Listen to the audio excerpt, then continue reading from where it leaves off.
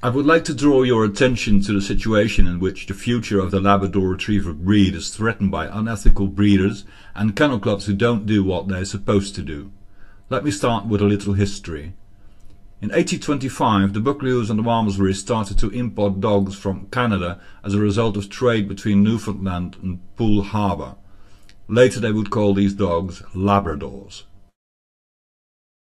In the 1830s, the second Earl of Malmesbury bred the Labradors for use in duck shooting on his estate at Hare Court on the south coast, particularly because of their acknowledged expertise in waterfowling, their close coat which turns water off like oil, and the tail like an otter. We can still see these features in purebred Labrador Retrievers. Also in the 1830s, the 5th Duke of Buccleuch, Sir Walter Francis Montagu Douglas Scott, would take his imported dogs onto his estates in the Scottish borders for use as gun dogs because of their excellent retrieving capabilities. In the early 1880s, the 6th Duke of Buccleuch and the 3rd Earl of Malmesbury met while shooting, and the first two entries in the stud book of the Duke of Buccleuch Labrador Retrievers were in fact the gifts made by Lord Malmesbury to the 6th Duke. When these dogs were mated with bitches carrying blood from those originally imported by the 5th Duke, a strong bloodline was developed beginning with Buccleuch Ned in 1882, whose parents were Malmesbury Sweep and Malmesbury Juno, and Buccleuch Avon in 1885, whose parents were Malmesbury Tramp and Malmesbury Juno. You will find these dogs in almost every pedigree of purebred Labrador Retrievers.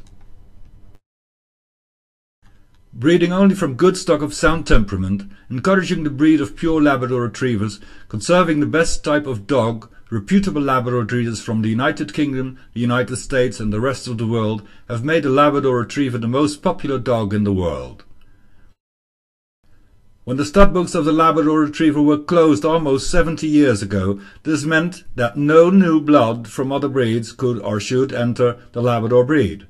The kennel clubs, as registrars, were meant to establish in every way the general improvement of dogs and to carry out and control the registration of dogs to make sure that the closed stud books stay closed. However, they failed. 120 years after the first Labradors were bred in the United Kingdom, Mayo Kellogg, the founding father of the American Pointing Lab, introduced the Pointing Lab in his South Dakota line as early as 1946 and set out over the next 40 years to show that a pointing retriever is superior to a retrieving pointer. This is the way you do it. You breed excellent pointers, for instance Weimaraners, with working Labradors. From that moment on it's a matter of selective breeding. You keep on breeding the dogs that are good pointers and look like Labradors generation after generation. In this process it's impossible not to produce silver dogs. Also you need to be good at fiddling the books and or to have a good relationship with the AKC representative in your area. After having produced several generations of pointing labs, hyper-energetic hunting dogs which wear their owners out, the chocolate Labrador came into fashion and the Kellogg family started to produce them.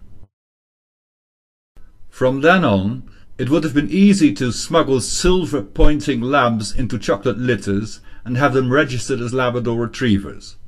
Back in the 1960s, puppies and dogs were running free all over the Kellogg's farms, and record keeping was not as strict as today, so it was very easy for dogs to mix and breed.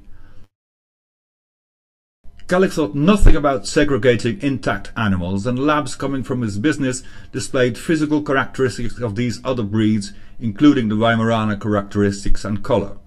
A dog expert who visited Kellogg's in 1970 specifically cited the place as being a shambles, with chains, barrels, crowded runs with holes under the concrete, dead rats, etc. A silver, charcoal or champagne Labrador is not a purebred Labrador. Labradors only come in wholly black, yellow or chocolate. Yellows range from light cream to red fox. A small white spot on the chest is permissible. Any Labrador carrying or affected by the dilute gene, which causes the non-recognized colors mentioned above, is called a dilute. Various expressions of the dilute gene have been noted. Some dogs with dilute colour display minimal or no health problems. Other dogs experience hair loss and skin problems. These diseases cause recurrent skin inflammation and drying, bacterial infections of hair follicles and severe hair loss. Late 2013, a 12-week-old female silver Labrador retriever was diagnosed with malignant uveal schwannoma. Scientists believe that the dilute colour mutations may contribute to the cause. This is the October 2014 map of 403 dilute breeders in the United States of America. Most of them advertise their dilutes as AKC registered purebred silver and charcoal Labradors. The most worrying part is that the American Kennel Club agrees with them. Yes, according to the AKC, these dilutes are purebred Labrador retrievers, and they expect foreign kennel clubs to accept them as such. It's very easy to check a dog's DNA for the dilution gene. However, kennel clubs rather rely on the honesty of breeders. So if they say it's a chocolate Labrador, it must be a chocolate Labrador. Case closed, time for a cup of tea. In this time and age, kennel clubs are commercial enterprises. The more dogs they register, the more money they get. One would expect that kennel clubs only register purebred Labradors so that the pedigree of your dog is proof that you acquired a purebred dog, but that isn't true. Some kennel clubs, like the American Kennel Club and the British Kennel Club, will register silvers as chocolates, charcoals as blacks, and champagnes as yellows. If you want to be sure that your Labrador is purebred, you should examine the dog's pedigree. We are able to help you with that. In the LabradorNet database you will find some tools you could use. Throughout the years, Labrador breeders have worked diligently to eliminate undesired traits and illnesses in the breed.